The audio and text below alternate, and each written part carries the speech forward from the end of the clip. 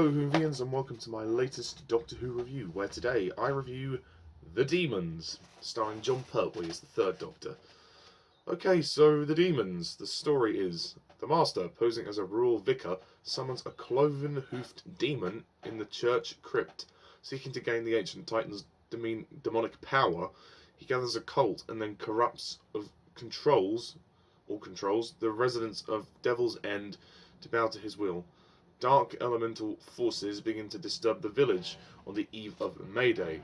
Unexplained murders, a stone gargoyle comes to life, and a nigh-impenetrable infernal energy dome. The Master fully prepared to destroy the Earth, the Doctor and Unit, aided by a benevolent practitioner of witchcraft, battle the wicked rites of a secret science wielded by an alien from another world. So, that's a rather intricate explanation of the plot from the Doctor Who fan wiki site. So, yes. Okay, The Demons. First of all, I do apologise that if I seem very low energy in this video. I'm quite tired with my job and everything recently. It's tired me out. Let's just say that. But yeah. So The Demons. I really enjoyed this story.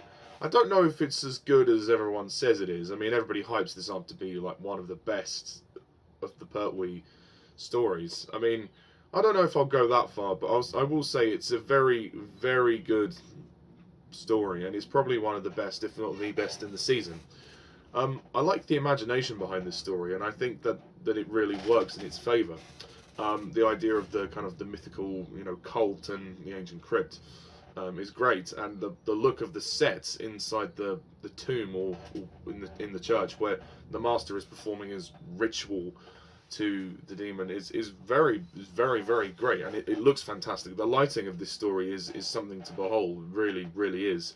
And I like the costumes as well. The Master's costume looks fantastic, and I know that he's been kind of overused in this series. I mean, he was in the previous story for no reason whatsoever, but I think his inclusion here works, and they found a way to make him intricately involved with the story. And I kind of like the setting of this story, that it's all in this tiny village. It's very secluded. It actually has a nice country feel to it, which is kind of bizarre in a way. It's a story that kind of strikes me as being a little bit strange, but in a good way. I like the other characters. Obviously, the Doctor himself is great. Jon Pertwee, always good. Jo Grant is great, although the only thing I will say about them that I don't particularly like, my biggest complaint about this story is the Doctor's attitude to Jo. I do feel that the Doctor in this story can be very condescending to Jo. He can kind of be very rude and blunt to her and put her down, I mean, she doesn't respond to it, but it's a bit like, for me, I wouldn't do that. I'm like, no, why are you doing that?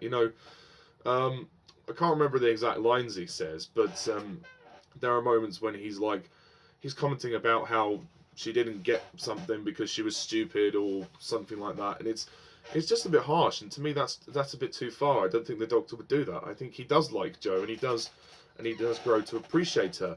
But I don't think he would ever do that. That's not his character. So that takes a mark off for me. The writing is good. I like the script. The story's 5 parts long, and it moves along fine. Christopher Barry directed the story, and he does a good job. Barry Letts obviously produces. Yeah, and Brigadier, he's also very good. I like him in the story. He gets to be included a bit more, because I don't think he was in Colony in Space that much. He was only at the very end. Not that there was much to even worry about with Colony in Space. Yates and Benton, they're great. They get loads to do in this story. This is probably their best performances yet, I would say. Also, we have a character called Osgood. Now, obviously, as you know, in the new series, there is a character called Osgood who, in my opinion, could be related to the Osgood in this story. The Osgood guy from Unit, he wears the same glasses as the Osgood in the new series. So I think that was a deliberate reference there. Okay, let me adjust myself. The music of the story is fantastic.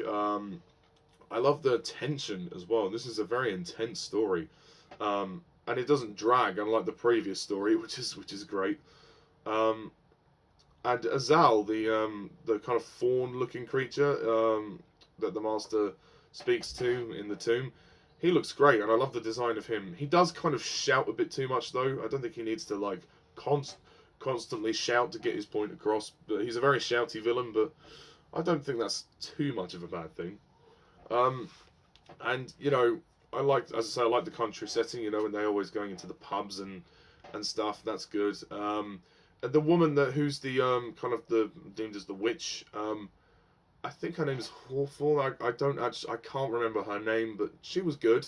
I liked her, and the Master disguise himself as a vicar is something quite good. Roger Delgado probably gives his best performance of his time as the Master. I mean, obviously, I've yet to see his last stories that he's in, but out of the ones so far, because he's in every story in this season, I'd say this is his best performance.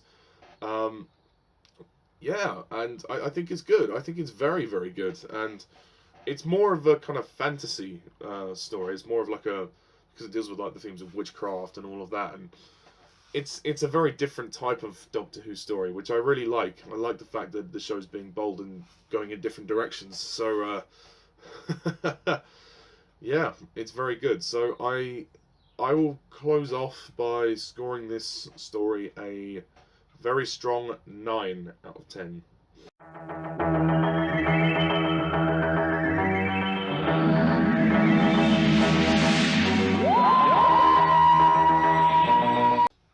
Just some of those character interactions with the Doctor and Jo, I just can't give it a 10. I don't think it's perfect. I'm sorry. Okay, so that's pretty much my thoughts on the Demons. So this is the end of season 8. So, and you know what's coming. Now we come to the mini ranking. Okay, so this time there are 5 slots. So once again, a subjective list, not objective, just my personal opinions. If you want to hear my extended thoughts, watch the entire reviews. Or if you want to hear my thoughts on Demons, just go to the start of this video. Oh dear, sorry. I'm not feeling very well as well, so... Okay, so number 5 is going to be Colony in Space.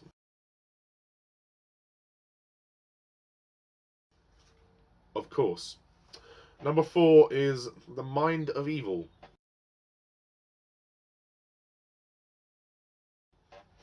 Number 3, Terror of the Autons.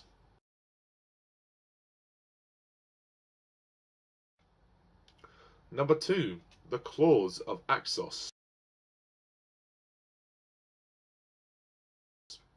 And number 1 is The Demons. I think The Demons is the best. It's just such an imaginative story. I mean, the look of it as well. It looks really pretty spanking. So just to clarify the list, number 5 is Colony in Space, 4 The Mind of Evil, 3 Terror of the Autons, 2 The Claws of Axos, and 1 The Demons. Also, Bessie does a lot in this story, so thank God for that. You know, I'm glad that Bessie gets to do a little bit more here. Who doesn't love Bessie? Bessie's awesome. And also, there's a great scene where the Doctor is pretending that he's a magician when he's in the street and he's about to be kind of hung, and the villagers are questioning him, and I think it's Yates or Benton who shoot the lamps and knock the thing down, and then everybody goes, oh my God, he's a magician, and then, you know, as you would imagine, the Doctor would try and get himself out of that situation. So yeah, that's my thoughts on the Demons. Again, sorry for my low energy. I'm not feeling particularly well, and yes, I'm quite tired. So, next time on Doctor Who Review, we will be looking at the return of the Daleks with Day of the Daleks. So that'll be interesting. We've not seen the Daleks since Patrick Troughton's era. I don't think we've seen the Daleks since I think it's Evil of the Daleks. I think that was the last time we saw them. But anyway, so thank you all for watching this video, and stay tuned for more videos. So, I'm Mr. TARDIS11. See ya.